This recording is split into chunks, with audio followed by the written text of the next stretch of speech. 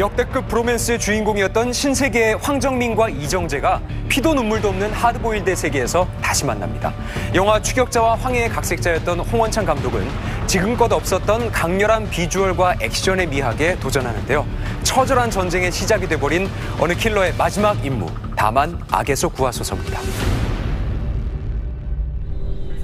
여성들을 잔인하게 살해하는 걸로 악명 높은 일본 야쿠자 두목 고레다. 그의 은신처로 이상한 전화 한 통이 걸려옵니다.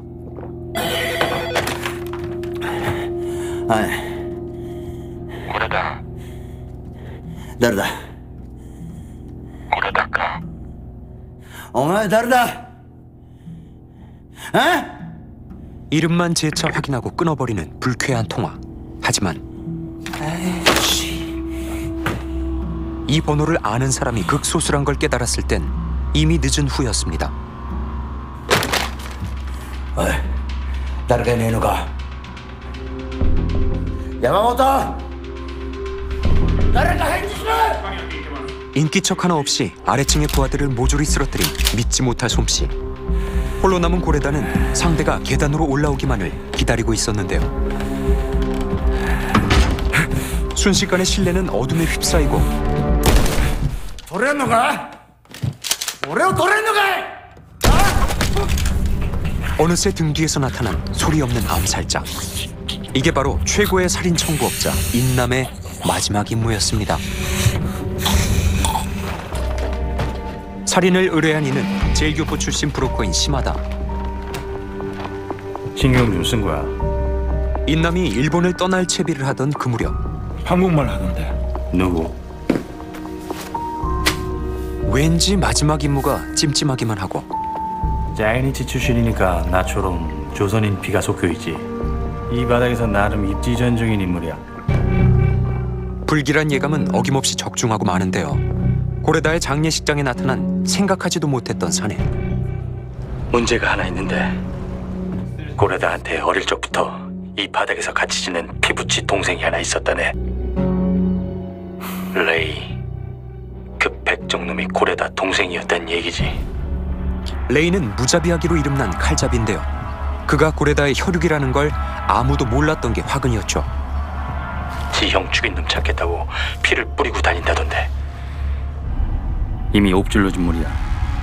경고하는데 고기 잊지 말고 당장 떠나는 게 좋을 거야. 레이의 타겟이 된 인남은 인천에 와 있던 상황.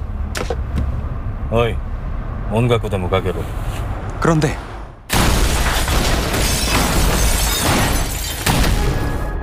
시마다마저도 미처 알지 못했습니다. 레이는 형의 죽음과 관련된 그 누구도 곱게 살려둘 생각이 없다는 걸 말이죠. 知ってることは全て話した。わかるだろ。やり方。인천도 김춘송에 이때미로때 못知らねえ. 하지만 인남에게는 레이보다도 더 시급한 문제가 있었습니다. 방콕에서 보내온 거다. 가거든 거기 적힌 번호로 연락해서 만나봐라. 너무 기대는 하지 마라. 반드시 찾아야만 하는 사람이 있었던 그는 수소문 끝에 방콕으로 향하는데요. 머나먼 타국에서 인남을 기다린 건 날벼락 같은 소식이었습니다. 연락은 받았어? 뭐 부탁을 하길래 알아는 왔는데. 그가 찾던 인물이 현지 범죄 조직에 납치됐다는 정보였죠. 게다가 복수의 집념에 불타는 레이도 마침내 이곳 태국에 나타납니다. She inside. Go meet her. 인남이 찾는 사람을 한 발 먼저 잡기 위해서 범죄 조직들과 접촉하던 어느 날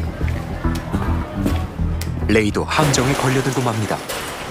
มึงคงรวยมากสินะหอบเงินเป็นฟ่อนเลยแถมมีกล้ามาคนเดียวซะด้วยมึงนี่มันโง่จริงๆว่ะ 몇 명이나 있는지도 알 수 없는 칼잡이들의 소굴. 그런데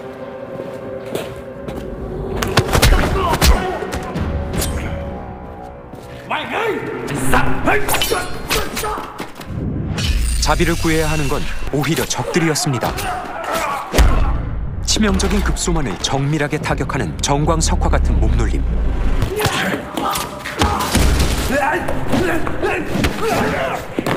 눈 깜짝할 사이에 조직원 전부를 괴멸시킨 레이의 가공할 만한 위력은 새로운 피바람의 전개를 예고하는데요. 이 작품에서 가장 궁금증을 낳는 건 바로 영화의 제목입니다. 주기도문의 마지막 구절의 그 유명한 문장이거든요. 원죄를 가지고 있는 인물이 다른 인물을 구하면서 이제 본인도 구원받는 이야기예요. 주인공이 인남의 원죄와 구원은 영화의 조명, 즉 빛을 통해서 표현되는데요. 황정민 배우가 연기한 인남은 빛을 가지고 좀 많이 플레이를 했어요. 서두에 등장하는 인남의 마지막 임무는 어둠 속에서 이루어집니다. 이 어둠은 곧 살인자의 원죄를 상징하고 이야기가 진행되면서 점점 풍부해지는 빛은 구원의 가능성을 표현합니다. 다시 말해 이 영화는 어둠에서 살던 인물이 빛을 찾아 떠나는 여정인 셈이죠. 한편 납치범들의 뒤를 캐던 어느 날 나도 왜 그래? 결국 범죄 조직의 근거지를 알아낸 인남. 그런데 쑥대밭이 된 소굴에서 그를 기다린 건 뜻밖에도 레이였습니다. 드디어 격돌한 침묵의 암살자와 암흑가 최강의 칼잡이. 마치 쌍둥이처럼 닮은 그들의 대결은 우열을 가리기가 힘든 혼전으로 치닫고 어쩌면 누구도 탓할 수 없는 자신의 업보와 인남은 마주하게 되는데요. 하지만 그에게는 더욱 급한 일이 남아 있었습니다. 끝내 이곳에서도 납치된 사람의 흔적조차 찾지 못한 상황. 게다가 가는 곳마다 피를 흩뿌리는 레이의 행적은 사태를 눈덩이처럼 키우고 말죠.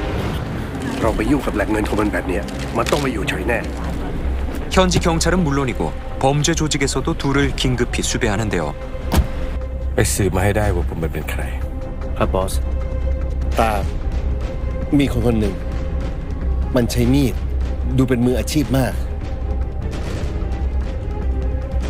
ไปตามพวกไอ้เวรที่ก่อเรื่องนี้มาให้ได้ฆ่ามันซะได้เลยครับท่าน 그 사이에 납치범들은 이미 방콕을 빠져나간 뒤였습니다. 어차피 지금 가도 한밤중이라 뭘 하기 힘들 텐데. 그나저나 인천에 대한 연락해봤어? 그놈이 형님 전화를 갖고 있더라고. 한국에 있던 인남의 친구를 살해한 후 그의 휴대전화를 손에 넣은 레이. 인남의 인내심도 어느덧 한계에 다다르고. 더 이상 쫓아오면 넌 내 손에 죽는다. 난 너와 연관된 인간들을 모두 죽일 거야. 전부 네가 자초한 일이야. 자신의 발목을 잡는 과거를 향해서 마침내 선전포고를 감행합니다. 눈앞은 한치도 보이지 않고 등 뒤에는 시시각각으로 쫓아오는 죽음의 칼날. 내 손에 죽기 전에 인간들이 제일 많이 하는 말이 뭔지 알아? 이럴 필요까지는 없지 않느냐는 말이야. 어느 한쪽이 죽어야만 끝날 싸움은 이제 심판의 대단원을 향해서 질주하기 시작합니다.